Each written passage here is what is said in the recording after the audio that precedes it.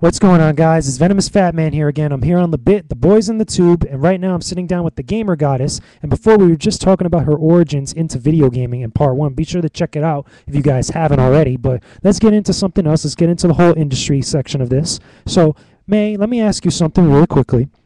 I wanted to ask, how was it, where you first came up with the conceptualization or kind of, the process of going through coming up with the actual Sweet Spot podcast? Like, how did that actual whole thing come about?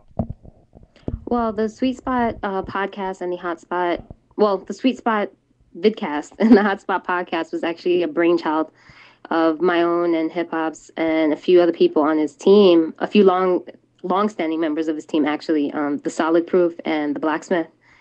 And we sat down actually at this recent PAX and kind of came up with the idea because it was funny because I'm a big gamer, obviously. Not many people have sat down the game with me, but I'm a big fighting gamer in particular.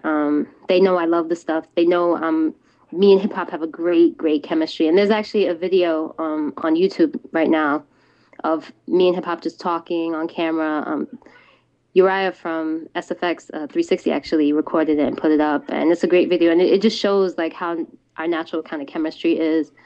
So we thought it'd be a good idea to kind of get me on the site and just just be different. So instead of just being a site where I sit and just spew information about video games for like a half an hour, I would just do like highlights of the releases coming out for the week, just little quirky information. Touch on some games that in particular I feel like are good for the week, stuff to pick up, and just like funny little things like skits and things like that. All that is still in work, but we're getting a formula together, and I'm really enjoying it. That's cool. So kind of tell us a little bit about how you actually first came into contact with hip hop, or how you first came into contact with your co-hosts on the actual podcast and the vidcast. Well, it was actually at a Sony event because I think everybody knows that hip hop is a big Sony person. Oh my God, we didn't know that. So he was there, and of course, he is very good at being the highlight of any event. His energy is very positive. He's a glowing individual. So I actually was introduced to him by a mutual friend of ours in the industry. And we got to talking, and I actually had somebody there with me, a male friend of mine, and he was actually directing a lot of like his excitedness about the games coming out, and I think God of War 3 was coming out at the time. He was directing just a lot of the gaming info at my male friend, and he was surprised to see my male friend react and say, "Well, actually, I'm here with her. She's the gamer. She's the one you should actually be talking to." So when we actually sat down and spoke, and we just hit it off like right away. He saw how much I was into gaming. He saw he'd actually talk to me about it, that I wasn't just smiling, and nodding my head or whatever. And from there, it just took off. And then when he invited me out to PAX, that kind of just like sealed the deal. So my first year at PAX, we really connected. We got to play a few games. We got in some Tekken, we got in some Street Fighter, and he might not be happy about me saying this, but I bust that ass, and and that was that. He's been loving me ever since. I gotta ask though, kind of going off from that, because I just think it's hilarious. Was he a little bit salty afterwards? Towards me, he wasn't salty, but what happened is the crew was there, so I had witnesses. Oh. They were kind of like jumping on him about it, and I think that's what made him salty. He definitely was not salty about losing to me. He's not a sore loser, but it's rough when you have like your whole crew there, like going, oh, like they won't let you forget about it. So it's rough. Oh man, well, it's rough for anybody. Oh yeah, it'd be rough for anybody, regardless if there's a crew there or not. But regardless of the fact, don't hate the player, hate the game. Exactly, and then fighting games are my thing. So I'm not unbeatable, but I put in work. Nice. So going off from that, I also wanted to know, and I'm pretty sure a lot of other people wanted to know, how was it that you first also came in contact with the people over at SFX 360? I know you usually, once in a while, you'll do something with XFX Julia or SFX Pride and stuff, or you'll do like a stream or a little like chat stuff and everything like that. Where did you guys first meet, and where did you guys first hit it off?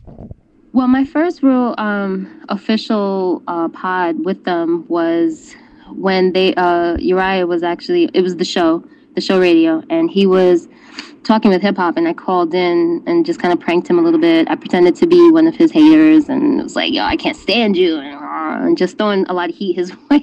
And he handled it really, really well. He didn't get aggressive. You could tell he was annoyed. He didn't like say anything terrible. And then when they revealed it was me, you know, he laughed about it.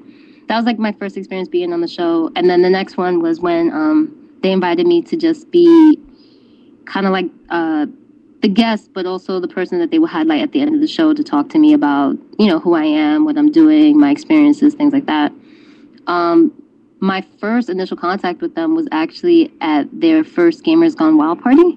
Well, not their first, but my first that they threw for PAX. I want to say PAX East or PAX East or PAX Prime? PAX East. PAX East. Okay. In Boston 2 years ago, and I was introduced to Lady J there and a few other people, and you know they were great. They were really warm and embraced me, and particularly Uriah is great. He's really sweet, and I love him a lot. Great guy. That's cool. I mean, I've seen a couple times, like when you guys usually, was it when you were on the podcast there, or if you guys are talking recently with them? Yeah, it was like almost an all-girl panel, almost. it kind of reminds me of Girl Fight a little bit, but a lot better, like a lot more funnier sometimes. Now, there's another podcast I know that they have, the Game Goddesses. They're taking your name, which is funny because people have asked me about that. But yeah, it's separate. You know, they're the game god. Well, not they're just game goddesses, and then I'm the gamer goddess. So it's a little different. Actually haven't been on that. If they want to have me, I would gladly go. I don't see why not. I mean, it's your namesake. It's practically begging. It's begging you to be on there. I'm just saying. Almost, right? Almost. Okay, but moving. We're sisters in the struggle. Yeah, exactly. So sisters got to stay together. So anyway, moving on from that. I wanted to ask you also, you know, doing all these podcasts and being part of the industry for a good while already. You could say you've been part of the industry for about, I want to say about maybe 3 years plus, around there. Yeah.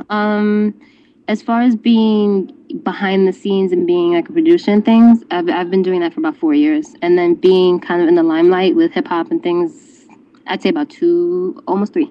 So about 3 years you've been involved with it, you know, somewhat. So I wanted to ask, you know, doing all these podcasts and stuff that you've been on or that you've appeared on, in your opinion, what constitutes as a really good gaming podcast? Any reason whatsoever? From my experience, I'd say what makes it good is when people, one, have good chemistry. The people on the podcast having good chemistry. No one wants to hear kind of like that silence or that awkwardness. So chemistry is important. Also, just individuality as far as like being passionate about what you're talking about. You definitely don't want to have 4 people on the podcast and 3 of them are excited and talking and very into it, and then you have one person in the background kind of just answering once in a while and eating nachos and just not into it. So definitely everybody having that same passion, everybody connecting and just having issues that are relevant. Like nobody really wants to talk about something that just isn't exciting. Like let's talk about like real content. Let's get into it. Nothing random. Arguing is great and that's okay too. Just as long as we don't go down a rabbit hole and argue for like 2 hours about the same thing. That I detest. Have you actually had a point where, like, when you were on a podcast where you or 2 people that you were talking with actually got into like a big disagreement? I haven't had the full pleasure of experiencing that, but I've heard a few podcasts where people will take up the whole time talking about one issue, and then it might even branch into like the next podcast. And yeah, I don't know. It just seems like a waste of great time to go so heavy in on one thing. If you guys can really discuss it, if you don't agree to disagree, and then let's move on. Yeah, nothing wrong with that. So kind of branching off from that, do you think listening to podcasts or watching videocast is the best way for if someone wants to find out about gaming news or what's going on with the industry? Do you think those are some of the best ways to actually get that gaming news, or do you think it's much more better in print on a website or somewhere else? Which one do you believe is the better kind of like means of actually finding out information? Well, for me, it all depends on the user. if you're the kind of user that is casually into games, so you pick up Call of Duty, but not because you're a Call of Duty head, but because you want something new to play and it came out, I'd say by all means go on a GameStop website and just look at read about it really quick, just get a quick summary background, put it on reserve and go pick it up. But I feel like if you want more authentic view, if you want a true gamer's perspective, if you want conflicting perspectives, because they're half of the time these vidcasts and podcasts are we're real gamers, so we're not paid to say what we're saying. So you'll likely get the truth out of us as opposed to like a site where you would just read it and just not to say that certain sites that print don't say the truth, but I just mean generically, if we're talking about a site that's selling it, for instance, you'll get the generic stuff that you want if that's what you're looking for. But if you're really looking for something authentic, then I'd say there's a lot of emotion in video and podcasts as opposed to reading it. Do you think it's better like not being limited by whatever it is that's limiting certain people out there from talking about certain topics in gaming? Do you think with that freedom you get a much more better quality product when you bring in info to the people or to the gamers out there? Yeah, I definitely think so. I definitely think anything that stops your full emotion from coming into it, it's gonna limit the experience, or it might even make somebody upset. I might have only seen a review that was positive because there's some kind of finance behind that. And then I pick up the game and I hate it, and I would really be upset. I'd be annoyed. I might not even come back and visit that site again because of that. So, I mean, although I do understand, you got to make your money too. So I guess there's a back and forth to it.